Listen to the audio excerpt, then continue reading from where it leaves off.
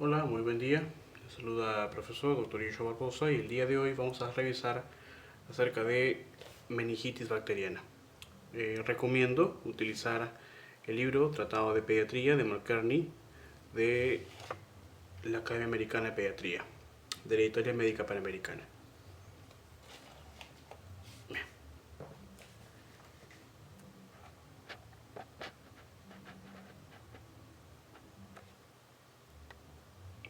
Bien, vamos a ver. Bien, el día de hoy, como les menciono, vamos a trabajar el tema en un primer video sobre meningitis bacteriana neonatal. Recuerden de que acostumbro hacer esta descripción como un video apunte para tener en cuenta ciertos aspectos que son esenciales al momento de la descripción fisiopatológica, clínica y terapéutica de los problemas de salud, específicamente pediatría, que es el área de especialidad médica que manejo. Entonces, vamos a trabajar bien. Bien, respecto a la anatomía, si estamos hablando de meningitis, tenemos que determinar las meninges o leptomeninges, que son la dura madre, la aracnoides y la pia madre. La dura madre es una membrana de tejido conjuntivo, ¿no? Que está por debajo del periósteo, ¿no? Recuerden que vamos desde adentro hacia afuera, vamos con hueso. El hueso, debajo vamos a encontrar el tejido subperióstico, el tejido perióstico del hueso, ¿no? Luego vamos a encontrar la dura madre, aracnoides, pia madre y el encéfalo, ¿no? De esa manera. Entonces entre el periósteo y la dura madre hay un espacio epidural, ¿no? Luego del espacio epidural hay una membrana subdural y forma el espacio subdural con el aracnoides. Entonces entre la dura madre y el aracnoides hay un espacio subdural. La dura madre va a recubrir en todo el encéfalo y la médula espinal, ¿no? Y debajo de la dura madre vamos a encontrar las dos capas meninges finales más delgadas que van a estar más pegadas incluso al encéfalo que al hueso.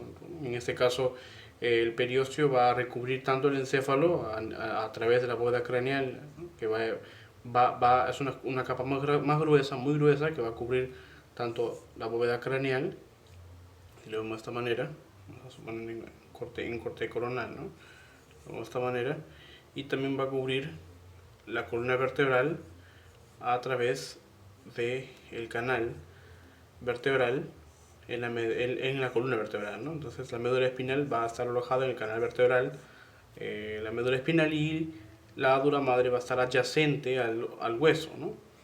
En este caso adyacente al tejido perióstico, ¿no? Recordemos que la dura madre es una membrana de tejido conjuntivo. El aracnoides, que debajo de la primera capa del aracnoides vamos a encontrar al espacio subaracnoideo que está colindando con la pia madre, que está más cercana al encéfalo, ¿no? Entonces, entre el aracnoides y la pia madre está el espacio subaracnoideo, donde vamos a encontrar a las vellosidades aracnoideas que van a absorber líquido cefalorraquídeo. Entonces, en ese espacio entre la dura madre, entre el aracnoides y la pia madre, se encuentra el espacio subaracnoideo que contiene líquido cefalorraquídeo, ¿no? Por otro lado, el líquido cefalorraquídeo se forma en el plexo coroideo y va a transportarse desde los ventrículos laterales, ¿no?, que se forman en el plexo coroideo, hacia el ventrículo tercero y luego al cuarto ventrículo, ¿no? En el cuarto ventrículo, en la base del cuarto ventrículo, como pueden ver aquí en esta pequeña imagen, ¿no?, estamos hablando de que esta es la médula oblongada, hasta aquí sería la médula espinal hacia abajo. Ese es sería el puente, ¿no? Hablando del puente, protuberancia, y hacia arriba el mesencéfalo, ¿no? Estaríamos aquí hablando de que están los pedúnculos cerebelosos medios. En esa porción estaría la pared, esa sería la pared posterior del cerebelo, o piso del cuarto ventrículo. La pared anterior del puente, o piso del cuarto ventrículo, y hacia atrás estaría la pared anterior de lo que formaría el cerebelo, ¿no? Entonces estamos hablando de aquí de que esta porción, lo vemos de esta manera, aquí estaríamos hablando de los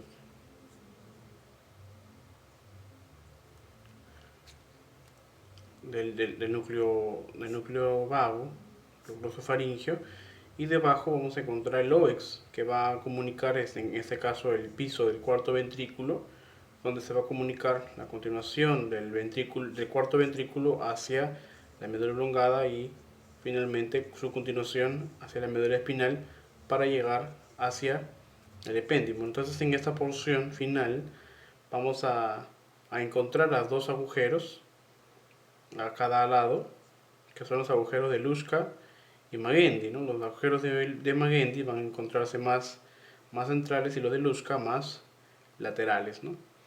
Entonces, explico esto porque en el piso del cuarto ventrículo, en la porción del lóbex, en donde va a comunicarse hacia abajo para entrar a la médula oblongada y posteriormente a la médula espinal, hablo del líquido cefalorraquídeo, en esa zona se va a reabsorber.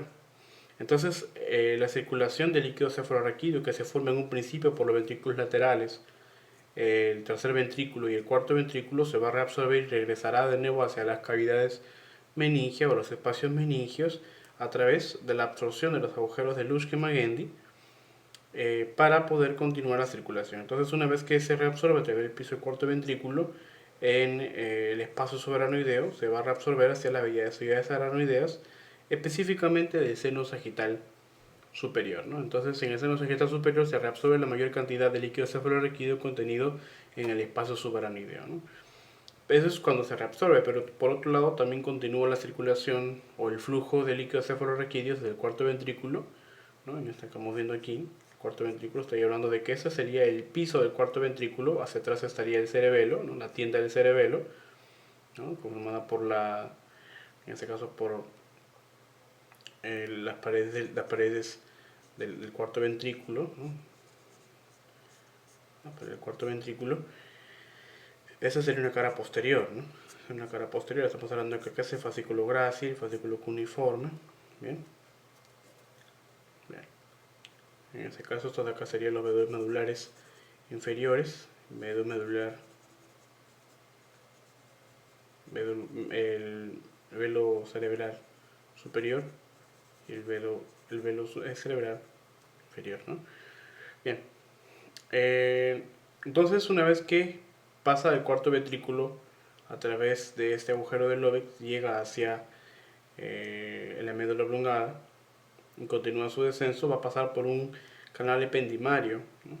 Un canal ependimario que se va a comunicar, ¿no? Que va a comunicar la de la médula oblongada hacia la médula espinal y continuará su descenso por el canal del epéndimo, ¿no? Un canal ependimario. Ese canal ependimario continuará con la secreción de líquido cefalorraquídeo por dentro, ¿no? Asimismo, también las meninges por estas porciones también van a tener líquido cefalorraquídeo en el espacio subaranoideo. Entonces, el flujo es continuo, ¿no? Se produce hacia arriba en el plexo corrideo, hacia los ventrículos laterales, pasará de los ventrículos laterales al tercer ventrículo a través del agujero interventricular o el agujero de Monro. Del tercer ventrículo pasará al cuarto ventrículo a través del acueducto mesencefálico, o también conocido como acueducto de Silvio, y del cuarto ventrículo al canal del epéndimo a través del agujero ependimario, ¿no? Y continuará hacia la médula espinal para llegar hacia las porciones más distales, en este caso a nivel coxígeo, ¿no? Ahora, vamos a lo nuestro. Estamos hablando sobre meningitis. ¿Qué es meningitis? La meningitis, como su nombre lo menciona, inflamación de las meninges, ¿no? Entonces, la inflamación de las meninges que puede ser causada por agentes infecciosos, por sustancias químicas o por tumores malignos en su mayoría, ¿no? Cuando hablamos del agente infeccioso principalmente, que es uno de los elementos que más se estudia, en ese caso vamos a hablar sobre meningitis bacteriana. Respecto a los agentes infecciosos, vamos a encontrar agentes bacterianos o piógenos, es decir, que cursan con fiebre, o en este caso una variedad de meningitis conocida como meningitis aséptica, ¿no? Que muchas veces o en unas literaturas de manera indistinta se le conoce a la meningitis aséptica como meningitis viral, ¿no? Sin embargo, vamos a ver de que no es así, no se debe considerar meningitis viral como meningitis aséptica, porque en algunos casos sí vamos a encontrar variación de pleocitosis en el líquido cefalorraquídeo. Entonces, en meningitis aséptica podemos encontrar pleocitosis en el líquido cefalorraquídeo, es decir, aumento de los números celulares, del número de células que vamos a encontrar en el líquido cefalorraquídeo, ¿no? Vamos a encontrarnos que en la meningitis aséptica, que aquí quiero recalcar porque el resto de los videos que vamos a ver más adelante sobre meningitis, en ese tipo de video, van a tratar sobre meningitis bacteriana, y en un capítulo posterior vamos a trabajar sobre meningitis aséptica, pero es importante que sepamos diferenciar, porque como vamos a trabajar meningitis bacteriana, nos podemos confundir si encontramos en un diagnóstico diferencial sobre algunos patógenos que no son bacterianos o que no se encuentran dentro de nuestras etiologías más comunes, pero que sí cursan con algún cambio o variación del líquido cefalorraquídeo y que también se llaman meningitis, ¿no? Pero en este caso no vamos a basar solamente en los bacterianos, pero vamos a hablar ahorita sobre algo que no es bacteriano, ¿no?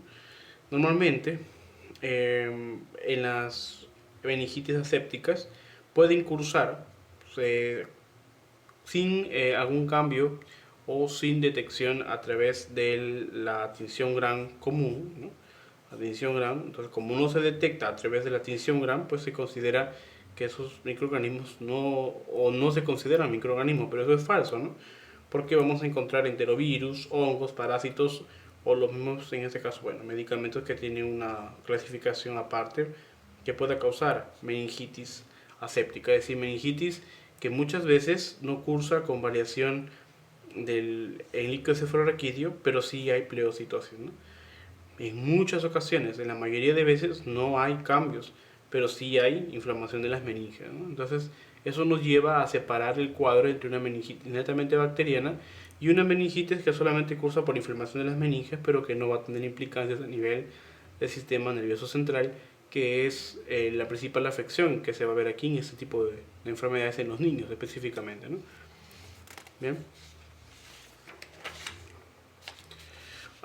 Aquí he querido poner una tablita que encontré en este libro que les menciono sobre el libro de McLerry, del Tratado de Pediatría, que me pareció muy importante y bueno, quiero compartirlo con todos ustedes. De todas maneras, para los colegas que están cursando las especialidades de pediatría, neonatología con nosotros en educación médica continua, lo van a tener dentro de nuestra plataforma a través de los libros que se les está compartiendo, ¿no?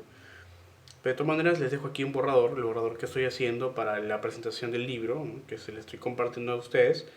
En este cuadro vamos a poder observar cuáles son los hallazgos de líquido cefalorraquídeo normales en niños que no tienen meningitis, ¿no? En niños sanos, ¿no?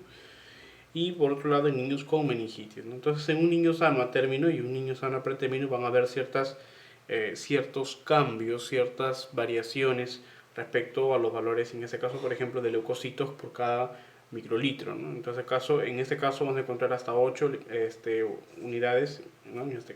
8 unidades de leucocitos por microlitro en neonatos a término de 0 a 7 días, ¿no?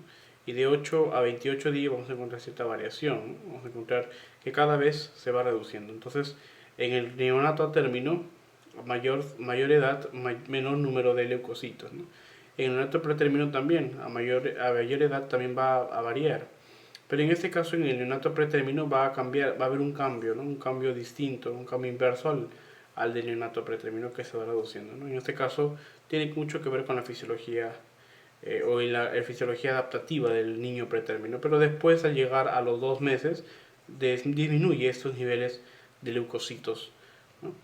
En este caso estamos hablando de leucocitos en el líquido cefalorraquídeo, ¿ok? No estamos hablando de leucocitos en sangre. Aunque también hay una comparación entre leucocitos de líquido cefalorraquídeo y sangre, ¿no? Pero de todas maneras no lo estoy considerando acá porque solamente estoy hablando de los valores encontrados en líquido cefalorraquídeo. Respecto a los neutrófilos polimorfonucleares, que es el como porcentaje de leucocitos, vamos a encontrar el 5% de leucocitos polimorfonucleares, ¿no? En este caso, neutrófilos, ¿no? En neonatos de 0 a 7 días, ¿no?, al neonatos a término, vamos a encontrar que hay un 5% de todos los leucocitos como polimorfonucleares, ¿no? A mayor edad, igual, en este caso, menor cantidad, menor proporción, ¿no? Igual, en neonatos pretérmino hay nuevamente un cambio inverso, ¿no? Pero es menor y cuando se regula hacia los 2 meses disminuye nuevamente y se regula hacia la edad del niño normal, ¿no?, o de un niño a término. Las proteínas también es muy importante determinar aquí porque uno de los principales hallazgos cuando no podemos determinar si en este caso el líquido, el cefalorraquídeo contiene agentes infecciosos, es determinar los niveles de proteínas, de glucosa y de leucocitos, ¿no? Si no detectamos el agente patógeno dentro del cefalorraquídeo, por lo menos sabremos de que vamos a encontrar leucocitos, proteínas y glucosa con valores que se puedan asemejar a los valores que necesitamos para poder diagnosticar meningitis, ¿no? En este caso las proteínas, por ejemplo, vamos a encontrar entre 81 a 64 de entre los 7 y 28 días, ¿no? En neonatos a término. En neonatos pretérmino los niveles de proteína van a ser un poco más elevados, pero también conforme pasa la edad va a ir disminuyendo, ¿no? Lo mismo, en la misma proporción que en los neonatos a término, ¿no? Respecto a los valores de glucosa, en los niños en neonatos a término entre 0 a 7 días vamos a encontrar hasta 46 miligramos por decilitro y 51 miligramos por decilitro entre los niños de 28 a 28 días a término, ¿no? Es decir, un ligero aumento, ¿no? Sin embargo, en los niños pretérmino vamos a encontrar un pequeño cambio, también una pequeña disminución, ¿no? Y luego llega a establecerse y se va a mantener en esos rangos, ¿no? Cuando pasa el mes, ¿no? Mayormente a los 2 meses ya entra una regulación que se asemeja a un niño a término. Estamos hablando de un valor pretérmino, ¿no? Pero en este caso no hay mucha variación. Y como les digo, tenemos que tener en cuenta estos principales valores porque nos van a permitir determinar el diagnóstico clínico, el diagnóstico preciso, cuando no conocemos o cuando desconocemos o cuando no existe agentes patógenos, pero que aún así se presenta el cuadro de meningitis, ¿no? Con todas las manifestaciones clínicas en un niño, ¿no? Ahora, en los niños con meningitis, ¿no? En los niños con meningitis, ya sea bacteriana, viral o micótica o tuberculosa, ¿no? Los leucocitos por microlitro van a ser menores de 5 en los niños normales y como lo vemos igualmente, ¿no? Los niños en los bebés a término o pretérmino van a ser menores de 5, la mayoría, excepto cuando están muy pequeños, o decir primer mes, los valores pueden estar por encima de 5, pero no más de 10, ¿no? Sin embargo, y lo mismo sucede con los niños mayores, ¿no? Los niños mayores de 2 meses y menores de 1 año, o incluso mayores de 1 año, vamos a encontrarnos con menores siempre de 5 y el rango de 0 a 10, ¿no? Solo 5 sería un promedio. Pero cuando hay meningitis bacteriana, los valores van a verse muy aumentados, ¿no? En este caso mayores a 500 y puede variar entre 10 a 20.000, ¿no? Cuando es viral, los valores van a ser siempre menores a 500, ¿no? No hay leucocitos, aquí en este proceso viral, pero sin embargo sí se generan, normalmente de entre 0 y 1000, entonces no es un número muy amplio, pero de todas maneras se tiene que tener en cuenta, ¿no? Lo mismo sucede cuando la infección es micótica, es decir, a través de agentes patógenos por hongos o tuberculosa, ¿no? De entre 10 y 750. Esos valores son netamente referenciales, nos lo brinda la Academia Americana de Pediatría, si es que necesitan una referencia bibliográfica. Lo mismo con los polimorfonucleares, la glucosa y las proteínas, ¿no? Aquí tenemos unos valores, nuevamente si tienen la oportunidad de copiarlo, que sería excelente, o de lo contrario pueden escribirme mi correo electrónico para poder brindárselo, ¿no? Recuerden, mi correo electrónico es jbarbosa.meca@icloud.com, ¿no? De Apple, icloud.apple.com, icloud.com. Bien, pueden escribir para poder mandar la imagen que tomé del libro de McLarney del Tratado de Pediatría de la Academia Americana de Pediatría, ¿no? Entonces, y de esa manera estaríamos hablando el mismo idioma, así que no necesitan la tabla, en el caso que no necesiten la tabla.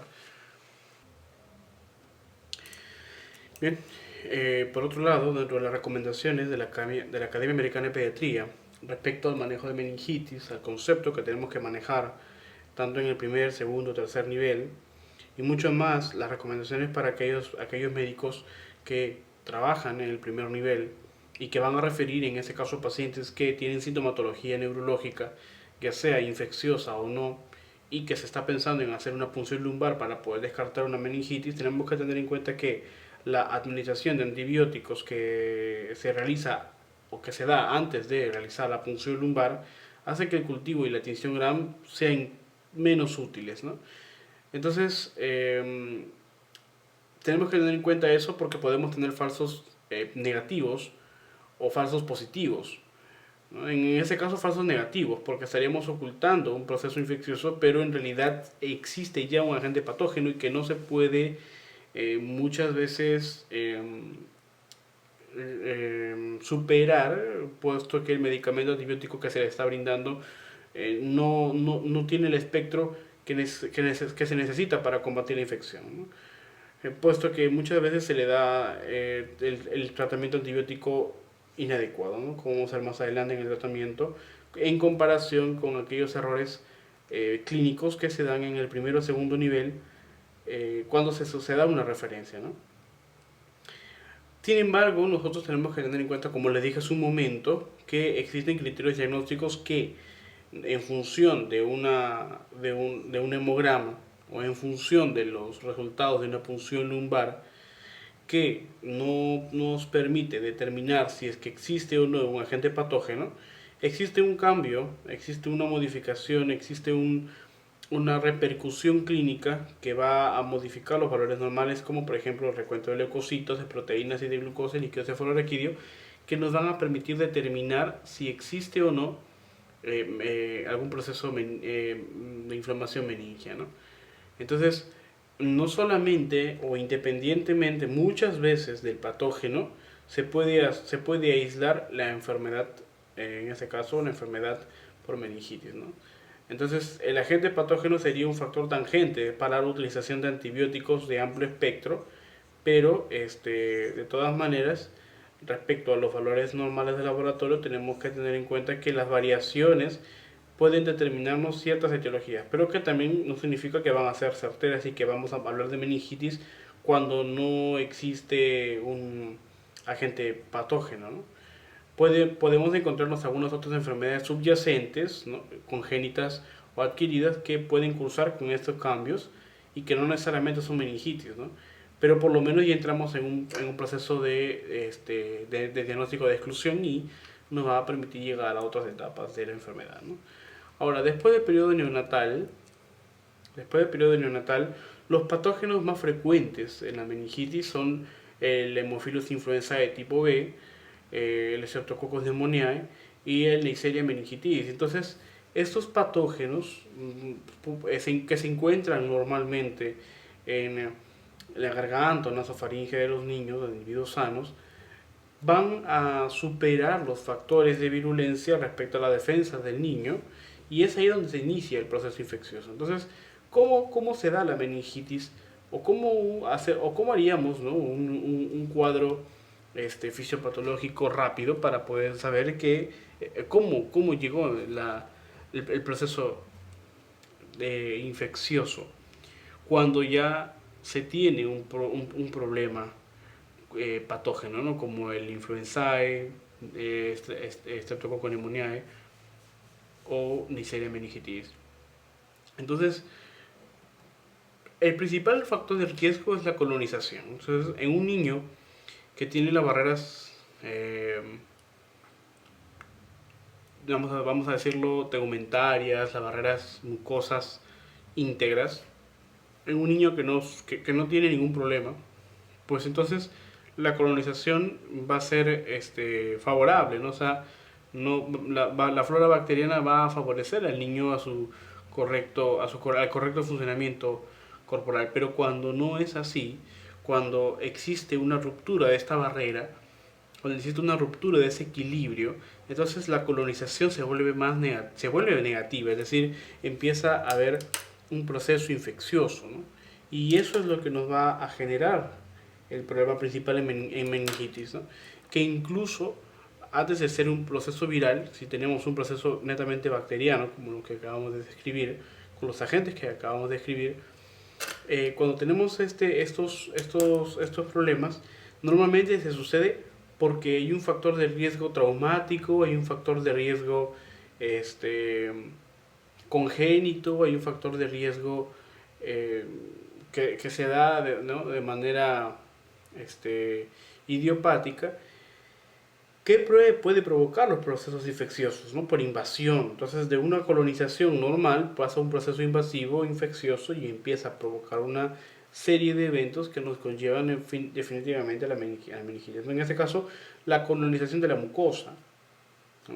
Que es potenciada por las adhesinas microbianas. Entonces, los microbios, las bacterias, se van a unir en este caso a la zona que está vulnerable, van a propiciar adhesinas, se van a adherir los microbios, van a adherir los patógenos, van a utilizar una serie de mecanismos que le van a permitir degradar el ambiente que normalmente es estéril, que además tiene elementos que van a ser como defensas, pero muchas veces la cantidad de patógenos es más grande que la cantidad de elementos formes que van a poder circular por esa zona, que van a poder estar por esa zona y se va a producir infección, ¿no?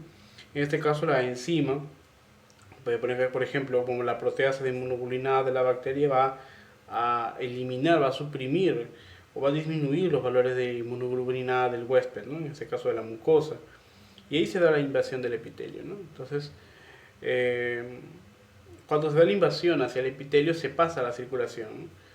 Y en la circulación, una vez que llega en este caso la bacteria y sus elementos patógenos llegan hacia la circulación, el sistema de complemento va a actuar, pero cuando es demasiado fuerte la infección, el sistema de complemento va a ser aplacado, ¿no?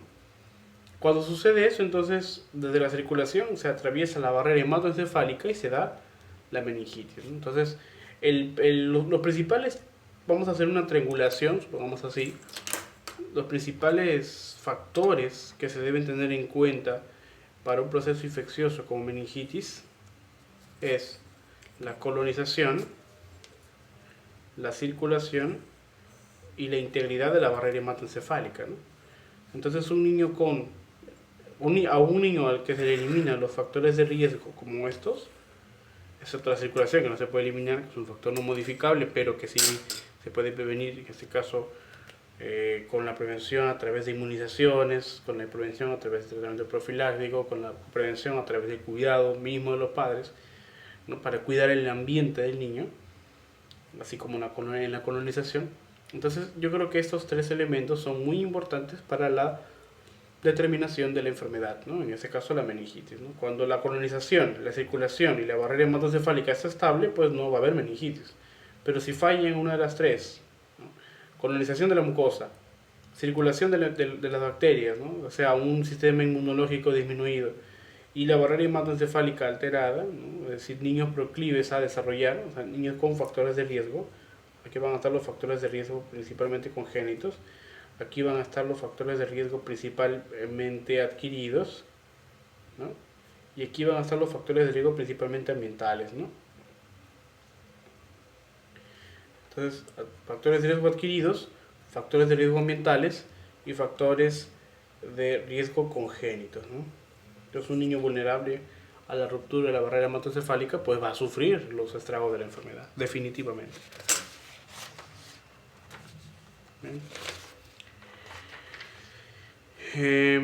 Entonces puede ocurrir meningitis basándonos en lo anterior, en los tres elementos de la triangulación del riesgo. Puede ocurrir meningitis en el traumatismo de cráneo, por ejemplo. Estamos hablando de un elemento diferencial, ¿no? Vamos a ver así. Sí, vamos a ver así. Puede ocurrir meningitis cuando hay un traumatismo de cráneo, ¿no? Por ejemplo, de los senos paranasales o del oído medio, que siempre son estériles y que son las cavidades principales que, a pesar de que es un ambiente estéril, la infección llega más rápido hacia el seno cavernoso y se difumina por todo el encéfalo, ¿no? También llega más a esa porción, ¿no? Toda porción que se comunique más rápido hacia uno de los senos venosos, pues llegará a infectar mucho más rápido el cuerpo, ¿no? O sea, una sepsis, meningitis y adiós. En este caso, el traumatismo craneoencefálico, que tiene, por ejemplo, un origen en los senos paranasales o el oído medio, epidemiológicamente tienen mayor mortalidad, ¿no? En este caso, los traumatismos de cráneo están siempre relacionados con Streptococcus pneumoniae o Haemophilus influenzae, que son las bacterias que normalmente van a van a encontrarse en las zonas proximales a estas cavidades, ¿no? Dice, si la meningitis se relaciona con patógenos que habitan normalmente en la piel o en el sistema gastrointestinal, se debe realizar un estudio del eje craneoespinal, ¿no? Entonces, ¿por qué? Porque puede haber una comunicación entre la porción externa del cuerpo y la porción interna del niño a través del sistema nervioso central, o sea, una compuerta, una barrera muy permeable desde la porción externa hacia la porción interna en el sistema nervioso central, y es lo que afecta muy rápido. Entonces, debemos de encontrar si es que puede haber alguna afección congénita. En este caso, la historia clínica es muy importante para poder determinar si es que existe algún proceso que pueda afectar al niño y que nos pueda dar como certeza de que existe un cuadro congénito que vulnere, en este caso, la barrera, y que los patógenos que se encuentran en piel o en el tracto gastrointestinal puedan afectar al niño a través hacia el sistema nervioso central, ¿no? Lo cual es muy infrecuente, pero suele suceder. Así también hay meningitis cuando hay senos subdérmicos comunicantes con el sistema nervioso central, como lo acabo de explicar, o en procesos neuroquirúrgicos, ¿no? En el estado postquirúrgico en neurocirugía, normalmente asociados con estafilococos coagulasa negativos, pues se da meningitis, o se empieza a desarrollar procesos infecciosos que pueden terminar o culminar en meningitis, ¿no? Ahora, ¿cómo se da todo este proceso? Entonces, cuando la bacteria llega hacia la barrera hematoencefálica, ¿no? Como hemos visto aquí hace un momento, porque el proceso se da cuando después de la circulación migra hacia la barrera hematoencefálica, ¿no? Hacia la barrera hematoencefálica, es decir, a través del líquido cefalorraquídeo junto con los plexos y arterias venas venosas. Entonces, en este espacio, ¿no? Cuando la bacteria llega hacia la barrera hematoencefálica y cruza esa barrera y llega a la circulación, en este caso cerebral, y se va a impregnar hacia las paredes meninges, estoy hablando de las bacterias, entonces se va a dar la infección, ¿no? Que consiste en la liberación de endotoxinas, ácido teicoico, péptidoglucanos, que van a inducir la producción aumentada, el aumento de producción y el aumento de secreciones de citocinas proinflamatorias, ¿no? Entonces, aquí se empieza ya a segregar nuestro propio sistema inmunológico, ¿no? Se estimula los linfocitos, los linfos T, en este caso el linfocito TCD4, que va a activarse y va a diferenciarse en el linfocito T helper 1, ¿no? Que va a activar el interferón alfa, que a su vez activará los hemastocitos y se va van a permitir la secreción de interleuquinas, ¿no? Va a activar la función, la inmovilización de interleuquinas y factor tumoral alfa, que son medidores de la inflamación y activadores del endotelio vascular, ¿no? Entonces, cuando llegamos a este punto a nivel cerebral, cuando el endotelio vascular de las porciones cerebrales, es decir, de las arterias, venas cerebrales, se ha activado, cuando el endotelio vascular se ha activado producto de los mediadores de inflamación como la interleuquina 1, la 6 y el factor de necrosis tumoral alfa, que se segregaron a través del sistema, ¿no? Del sistema inmunológico por los linfocitos TCD4, va a provocar diversos cambios, ¿no? En este caso principalmente la diapédesis o la diapedesis. La diapédesis, que sería el proceso mediante el cual los elementos formes del sistema inmunológico, elementos formes del sistema inmunológico, en este caso, van a pasar desde el endotelio vascular hacia las porciones tisulares o viceversa, ¿no? Entonces, hacia el espacio tisular, ¿no? O intersticial. Así también se da la activación del sistema de complemento, que es un proceso de feedback, ¿no? Que va a permitir nuevamente regresar a la estimulación de los linfocitos, ¿no? Ya se hace linfocitos TCD8, linfocitos TCD4, y continuará el proceso, ¿no? de retroalimentación, o sea, de feedback, en este caso inmunológico. Así también, cuando se da la activación del endotelio vascular, se va a vulnerar el endotelio y va a haber lesión endotelial, que sumado al proceso invasivo de, en este caso, nuestro propio sistema inmunológico y a la destrucción que media esto sobre las bacterias, se va a empeorar la lesión vascular y va a haber la ruptura de la barrera hematoencefálica, ¿no? Entonces, ¿por qué eso sucede? Porque las bacterias son superiores en ese caso, en algunos casos, en la mayoría, las bacterias van a ser superiores a nuestra barrera hematoencefálica o a nuestras defensas, ¿no? Entonces, cuando sucede eso, se rompe la barrera hematoencefálica y hay una invasión, ¿no? Entonces, después de la invasión, los problemas resultantes principales que van a permitirnos saber que existe un proceso de infección meningia son, por ejemplo, va a haber lesión de la microvascularización cerebral, ¿no? Y entonces se va a observar eso, se va a observar en la resonancia magnética que se le va a tomar al niño, se va a observar eso, va a haber una difuminación, ¿no? A nivel de los ventrículos, ¿no? A nivel, o sea, en un corte coronal vamos a ver a nivel de la cápsula interna, de las arterias, que va a haber lesiones microvasculares cerebrales y aumento de la inflamación. O sea, va a haber una estimulación elevada de los procesos inflamatorios. Entonces, las estructuras pues van a verse modificadas también, ¿no? Ahora, todo esto, ¿qué va a provocar? Va a provocar, ¿en qué va a terminar? ¿En qué va a terminar finalmente para poder empezar a investigar las manifestaciones clínicas en un siguiente video? ¿En qué va a terminar? Vamos a encontrar edema cerebral, vamos a encontrar disminución de flujo sanguíneo, definitivamente está alterando el endotelium vascular.